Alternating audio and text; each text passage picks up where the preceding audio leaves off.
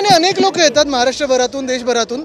आपण पाहता इथे लोक कसे एन्जॉय करायला येतात आणि आम्ही आमचं कर्तव्य पार पाडायला स्थानिक लोकप्रतिनिधी म्हणून येत असतो. सर मात्र एक या दरम्यान एक लुक तुमचा कॅप्चर करण्यात आला आहे, त्या पद्धतीने तुम्ही त्यांना जाताना बघत होते, तो लुक देखील कॅप्चर करण्यात. नाही, मी बघत होतो गडबड काय चालली, बाकी काय नाही. काय भावना मनात काय भावना तुमच्या बालेकिल्ल्यामध्ये? मी कोळीवाड्यात येतो तेव्हा मला नेहमी आनंद होत असतो आणि तोच आनंद घेऊन मी इथे आज आलेलो आहे.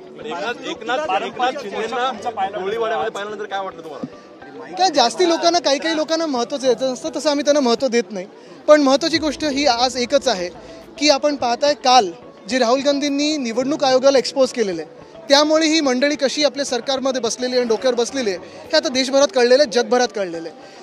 अनेक बोगस मतदार असतील, झिरो ॲड्रेसचे मतदार असतील, अनेक असे फेकनात कुठे कुठे मिळतील तुम्हाला, ते राहुल गांधींनी काल लोकांसमोर आणलेले.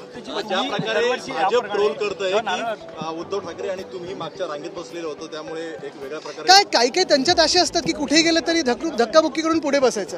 काल पारंपरिक असं घरगुती वातावरण होतं, आपल्याला माहीत असेल. आणि दुसरी गोष्ट म्हणजे थिएटरमध्ये तुम्ही पहिल्या रांगेत बसता की शेवटच्या रांगेत बसता, स्क्रीनच्या समोर जवळ किती बसायचं आणि घरगुती वातावरण असताना किती कुठच्या रांगेत बसायचं हा आमचा निर्णय. पण तरी देखील पुन्हा एकदा सांगतो, त्यांना झोंबलंय काय, आम्ही कुठे बसलोय ते नाही, त्यांना झोंबलं हेच आहे की त्यांचं जे निवडणूक आयोग त्यांच्या ऑफिसमधून चालतं त्याला काल राहुल गांधींनी एक्सपोज केलेलं आहे.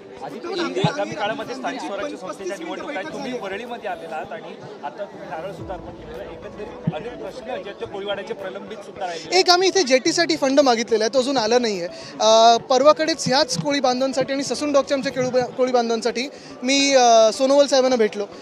त्यांना हैराण केलं जातं आहे, MFDC कडून हैराण केलं जातं आहे, महाराष्ट्र फिशरीज डेव्हलपमेंट कॉर्पोरेशन. ही सगळी संकटं दूर व्हावीत हीच महत्त्वाची इच्छा आहे.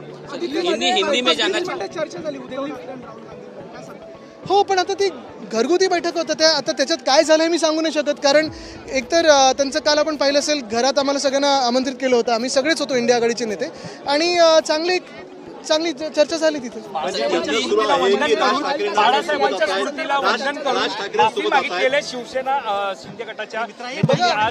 ऐका, ते मिंदी गटातले लोक चोर गट आहेत.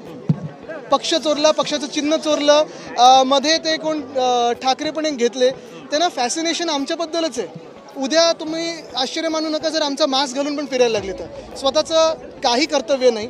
आत्तापर्यंत सगळे जे काही मिळाले ते उद्धव साहेबांनी दिले. तिकीट असेल, राजकीय ओळख असेल, सामाजिक ओळख असेल.